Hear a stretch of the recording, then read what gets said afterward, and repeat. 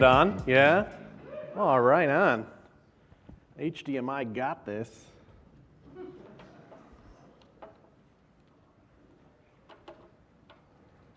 Greetings, fellow web nerds. We're going to talk about websites.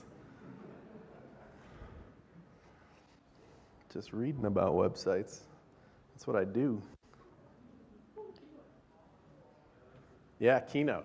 Teja showed me that there's an app for that, where I can see my next slide on my phone. What? That's insane. All right, websites are good now. A little bit of a tongue-in-cheek title that we will circle back to, don't you worry. Looking for my computer. Oh, this is such a sweet app. All right, yeah, I'm Chris Coyier. I'm so happy to be here. I actually just live up in Bend, so I'm your boy local. Cool. I work on CodePen, as Aaron introduced me as. I talk every week with my buddy Dave Rupert on a podcast called Shop Talk Show. So yeah, that's me. That's me. So websites are good now. What's up with that? I made a website for this. I was like, I'm gonna make a website and I'm gonna like note down little things. Oh, I'm already breaking the rule where I should stay in the middle. Sorry, boss. Where I'm going to write down the things that I'm like, whoa, that's a lot better. That like captured my attention of like, yeah, I've been making websites for a while. That's noticeably better, and I like it. So this is the website I made. I went around Bend, I bought every breakfast burrito I could find, and I ate it. And then I took a picture. Not in that order. I took a picture of it, then I ate it, and I reviewed it, and I put it up on this dumb website, and I wrote down things that I thought were a lot better. So I'm going to do a little section on layout and how much better that's gotten on the web. I'm going to talk a little bit about animation, talk a little bit about typography, and images. 4 sections, so let's cruise right through them. I used a little framework called Astro to build it that I'm not going to talk about at all, but it was a nice experience too. I could do a similar talk to this and talk about how not just web platform things, but the infrastructure and stuff and tools and stuff of websites I've gotten so much better too that have made the web better too, but Brian's up next and he's gonna unveil a tool that's pretty rad too, and I feel like he's better suited to talk about that in a little bit. So let's get into the layout section of this. This is just exciting. I put this one first. I even like changed the order of my talk a little bit because I'm like, I gotta talk about that first because I'm so excited about it.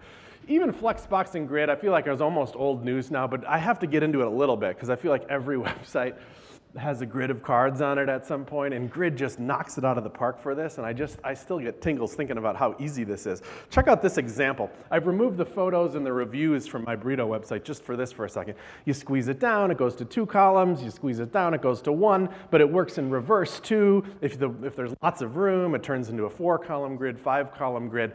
What kind of frickin' CSS scripture is necessary for that to work, right? We're talking like 5, 6 breakpoints. You got to do math to figure out the gaps between them, or what we used to call them before it was gap, the gutter.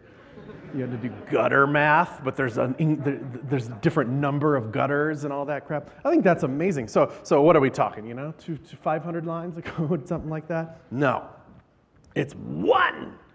You can say display grid, and you can say, how many columns do you want that grid to be? I don't know, as many as fit, let's say. That's what repeat means, repeat auto fit, and then that 360 number says in there, make them about 360 pixels. You can go bigger if you want, but as soon as there's room enough for another one, put another one there. And make sure the gap is always that 4 rem number that I've set. That's incredible. That extra little min magic in there says that if there's only 1 column, you can go a little bit narrower than that. Otherwise that 360 would act kind of like a max width and it would be annoying, or a min width. Have you seen that line? That's pretty freaking new. Works in Firefox right now. Check out what it does to this grid. You're so used to having strict columns and strict horizontal rules and grids, but if you say masonry, yeah, clap for masonry. Hell yeah, Pinterest is back. I love that, and it just programmatically does it, and what's extra useful about it is that it maintains the tabbing order. It goes across this way, unlike if you did something like flex row wrap or whatever, it would go down and then back up. This maintains a left to right order even when it gets staggered and weird. Pretty rad, but let's not do that for a minute. Let's just go 2-column grid, one column grid if it's narrow enough, and then we're gonna deal with that problem. Like, okay, it's only 2 columns, but the cards are too weird. Like, I don't really like that layout. This is just a way in to talk about this crazy new thing called container queries, which is shipping in the next month or two, at least across Safari and Chrome, which is just a massive deal. Probably the biggest thing that's ever happened to CSS since its inception. Absolutely amazing that we can do this now. The concept is, in the great past of today, all you had as a proxy to style that orange object would be measurements of the entire browser window itself. So you had to make decisions about how you want to style a component from browser size level things, and container query says, oh, guess what? Now you have the metrics of the thing itself to style against, which is probably particularly compelling to people that work in JavaScript frameworks a lot, because it's like, now I can have all the styling rules in itself. Nah, you'll get the point in a minute. That's great. You can't style the thing that you query, so we're gonna have lots of wrapper divs coming back, no problem though. Everybody likes a little extra div around their stuff. It brings them comfort, you know? And then check that out. You have to use this container CSS property, give it a name, contain the inline size, has some implications we won't get into. But now I can style within it, so I can style the card itself, which is a freaking massive opportunity. I can do whatever I want when this particular thing is bigger than 700 pixels. So my little burrito cards, when they get pretty beefy, whoa, I didn't even practice that. That just came out. This is what can happen. So I'm going to go bigger, still 2 column. Oh, there's enough room now, so I'm going to relay out the card in a manner that I feel like works a little better. Now it's going to go back down to 2, but when it goes down to 1 column, there's enough room for the larger layout still. So the styling decisions are not being made at the width of the browser. They're being made at the component level, which is freaking sweet. It's great. All right, let's talk about animation for a little bit, just because. We're going to do some quick hits, just little brain nuggets for you. If you have a reference to an element in JavaScript, like you query selected for it or whatever, you can just call .animate on it. I don't feel like enough people know that. You used to have to use a library or something to do it. You can just call .animate it now, pass it array of objects of style things, and it will just make its way through them like keyframes in CSS. I just think that's kind of good to know. You do not need a framework for that. It's part of vanilla JS, but it's in JavaScript, so it opens up some doors. You can be a little programmatic with it. You can measure crap before you do it and all that kind of stuff. That's just nice to know. I feel like a lot of people don't know that. They think of something, they're like, which animation framework am I going to use? Maybe you don't need one. Here's another one that's coming to CSS, hopefully. This one's a little more experimental, but there's some pretty decent movement around it a little bit. A thing called scroll timeline. It gives you a chance to mess with scrolling a little bit right at the CSS level. No JavaScript involved here. Oh, scroll down. Just kidding, scrolling sideways now, even though I'm still scrolling down. And then I keep scrolling down. Some people are like, oh, I hate that. Fair enough. That's fine, but there's a whole genre of awards websites where this is mandatory. It has to do that, otherwise it's not even in the running, And the fact that you can do it now in CSS, kind of, theoretically it's coming, is pretty rad, something to know about. There's polyfills for it and stuff like that. Offset path is great.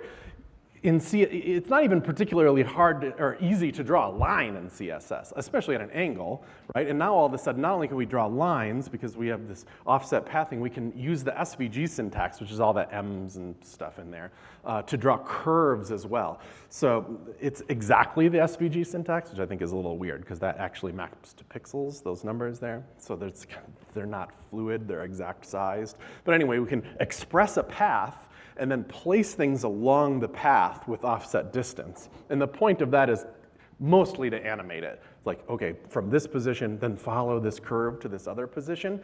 The implications of this are just starting to be thought about. But here's like a modal, it's gonna pop up. It could just appear, but all the cool people have it slide down from the top, or from above, or from below, or the side, or something. This modal comes in on a curve. Hell yeah, it does. That's amazing. Why not, I love that. Think about that. All right, let's talk about one that's just conceptual. It's not actually a piece of technology. It's called flip, means first, last, invert, play, a little bit of a weird acronym, but it's kind of cool. Another way to think about it is just tweening. Like I have a thing, and I'm gonna put it over here, change a bunch of properties to it, and let the computer go bleh, and move over to it, right? It means I don't know a lot about the beginning and ending state, but I'm gonna get you there. I wanted to do this on the Burrito website because look at those two small little thumbnails. I want those two small little thumbnails to, you should be able to look at it bigger. But there's not a lot of room in portrait mode on a phone anyway. So all I want to do is take the small one and make it the big one. So, you click it, it does that. You click it again, it makes the other small one a big one, and round she goes. So I might express that in HTML like this, whatever. There's a div. There's lots of divs.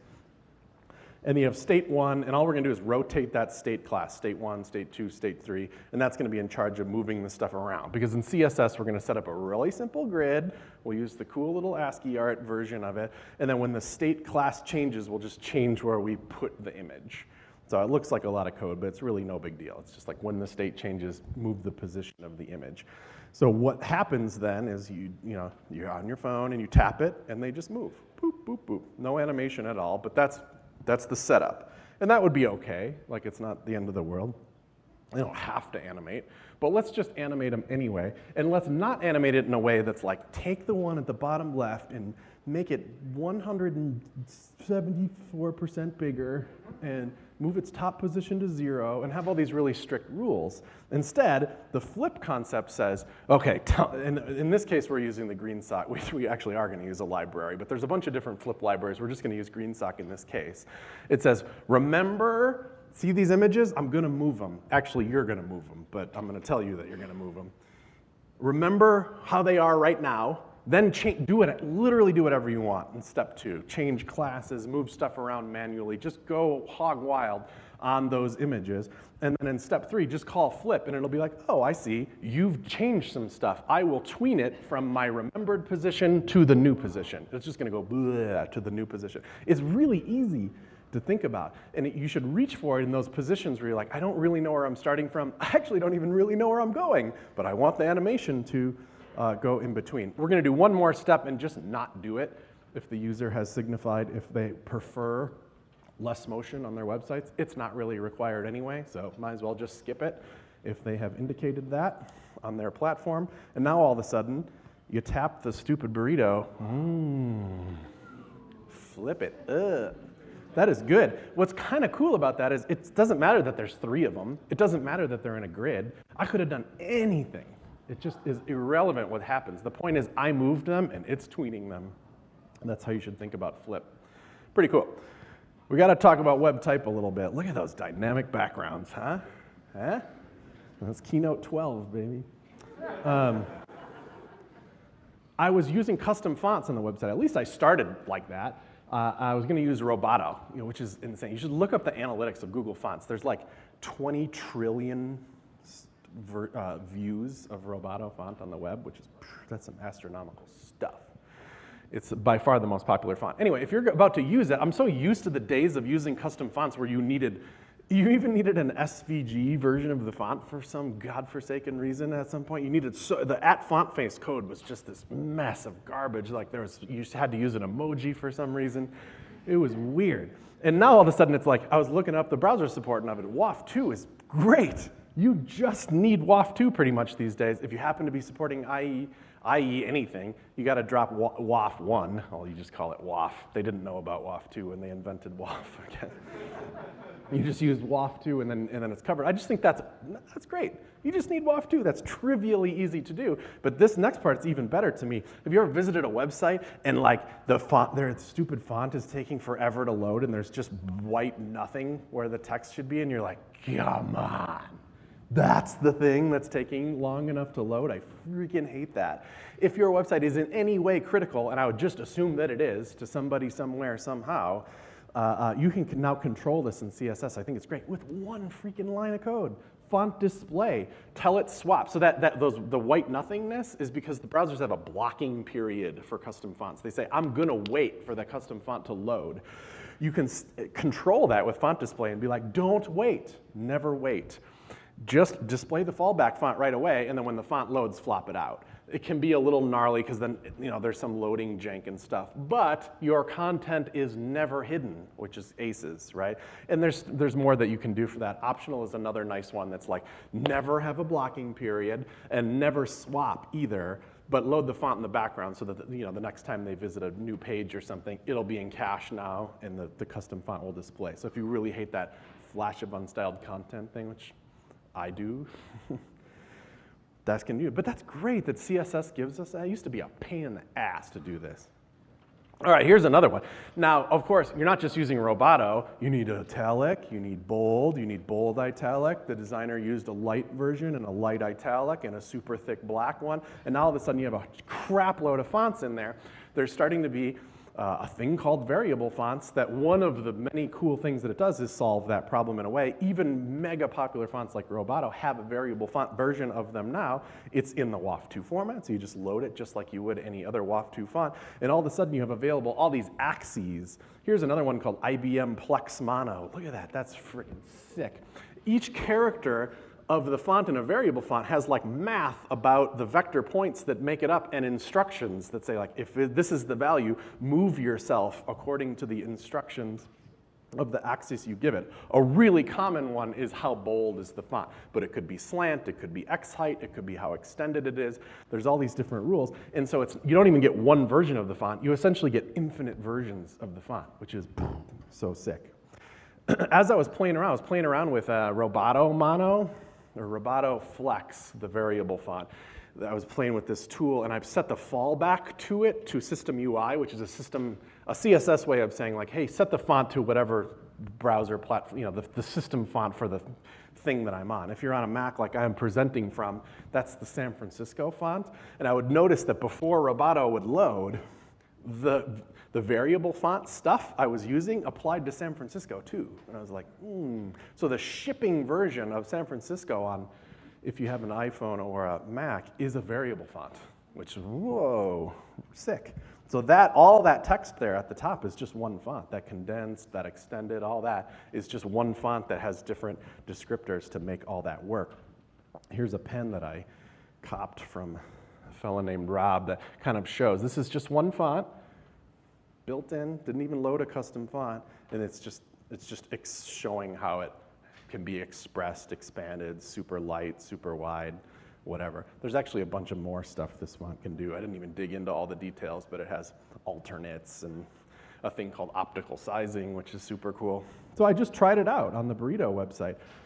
Made the titles have this thing, and now instead of using like font weight, you use font variation settings and pass it weight as like a descriptor kind of thing with a value. Font weight will map okay to this if you just use font weight. But look, this one goes to 1,000. Font weight in CSS only goes to 900. So you'd be limiting yourself in some ways. So you might as well use this if you can, if you're using a variable font. This one is also a thick weight, but I've stretched the width out of it and adjusted the optical sizing to look right to me, which is pretty rad.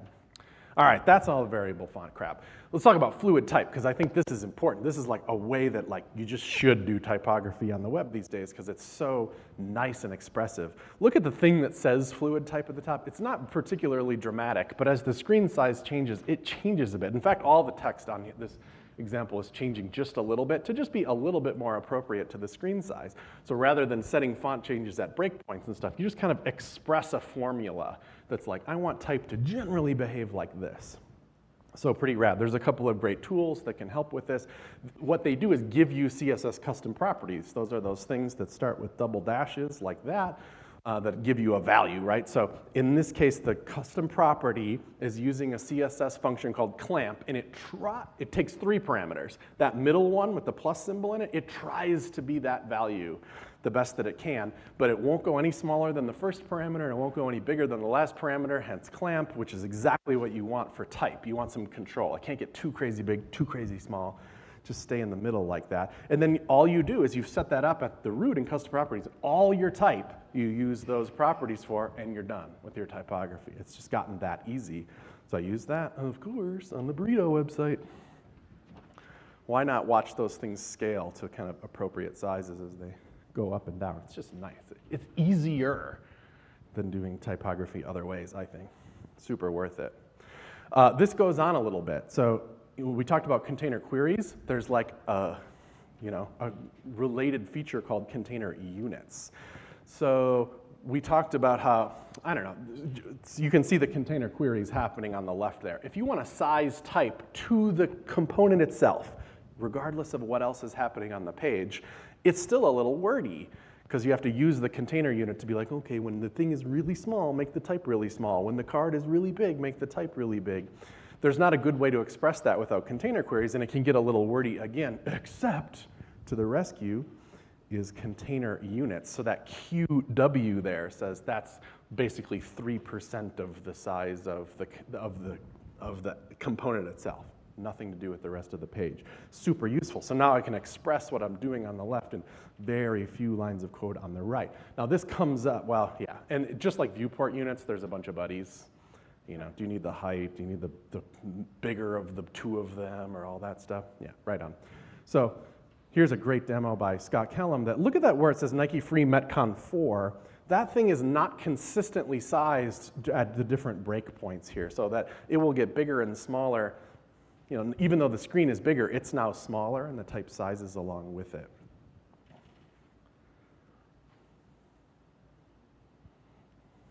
That's a nice way to do typography on the web. Scope it to the component that you're dealing with itself. Pretty rad. Let's talk about images a little bit. I think this is the last one. Images are pretty easy on the web, right? You point it to a source, and then a freaking image shows up. So done, check it, let's get out of here. Turns out that's not cool anymore. It's not. It's kind of not cool. It's not correctly sized. If you're sending it to mobile, it's probably too big. Or you're sending a too small one and it's too small for desktop or something. You just have one source on today's amazingly different screens that the web can be seen on. It's not right. It's probably not the right format. You probably can do better than JPEG. You gotta be thinking about lazy loading for performance. There's a huge checklist of crap you gotta do, right? But it's getting a lot easier these days. On my burrito website, what I wanted to do is make sure that I didn't have to do any work. I just wanted to go like, burrito, ship it, you know? Because I can't be troubled to be like, oh, I'm gonna adjust this one just perfectly and save it as an AVIF and blah. I'm just not gonna do it, you know? So I take this stupid burrito photo. It's 6,000 pixels wide, and I'm like, this looks good to me, you know? I just committed it right to get out of here, you know? I don't care. But the point is then it deploys and it's available on my own website. So let's solve that whole checklist of crap, but do it as absolutely easily as we possibly can. We can pretty much get there at the URL level, believe it or not. We're gonna use Cloudinary to do this. So zoom in. Just by using Cloudinary, it means that their servers are all set up to handle it. It's a global CDN. It's probably cookieless, blah, blah, blah. We're gonna get a bunch of performance just from doing that. At the very end of the URL is gonna be my canonical location of the image, which is great because you know, I can switch services if I want to or whatever. I still own the data. And then the magic happens in the middle. I can say, please format it in the best, use AVIF if you're in a browser that supports AVIF. Use WebP, use whatever, use what, next year there'll be something else that we're supposed to learn. Use that, you know? It will optimize it too, and crucially, it's not gonna be 6,000 pixels wide. It's gonna be 1,200 pixels wide in this case. That allows me to programmatically construct URLs that I can then use in my image tags and give it a large one, give it a medium one, give it a small one. I didn't have to do any work. I just said construct a URL that will return that, give it a little bit more information about how it's going to be used in the layout, make sure it's lazy loaded, make sure there's space reserved for it when it loads, and I have pretty much accomplished this very kind of difficult task of dealing with images on the website fairly trivially. That's how it expresses itself in the DOM finally, and my burrito website benefits from this highly. Very cool. Cloudinary is awesome for that, but that basic usage of it is so commoditized that even our little dumb image hosting at CodePen can totally do that for you, which is great. So, talk. Websites are good now, right? Of course they are. They've always been good. That's the thing. You didn't know that, but they've always been good. As long as we protect it, right? As long as we agree to keep using it, don't screw it up. Watch it when browsers do sneaky crap, you know? Don't do something by yourself. It's gotta go through standards. All of us gotta watch that stuff because browsers are sneaky bastards. But what I think is interesting is that this stuff has gotten better in such a good, smooth, clean way that I really like, that it feels like we're figuring it out. It feels like in the early days we're like, I guess this works, but now we're like, well, I guess we better fix it because we're starting to know what we're doing. We're starting to know what we need. We're starting to identify the patterns that just websites need and the capabilities that we need, and we're making them happen, and I think that's going to express itself throughout this conference a bit. So it's pretty cool. I think these are just signs of a maturing industry, and that feels very awesome to me. It feels like I didn't screw up my career choice, too, which is pretty sweet. So have a great CascadiaJS. The rest of the talks are going to be awesome. I'm so glad to be here. Welcome to Sun River Rock and Roll.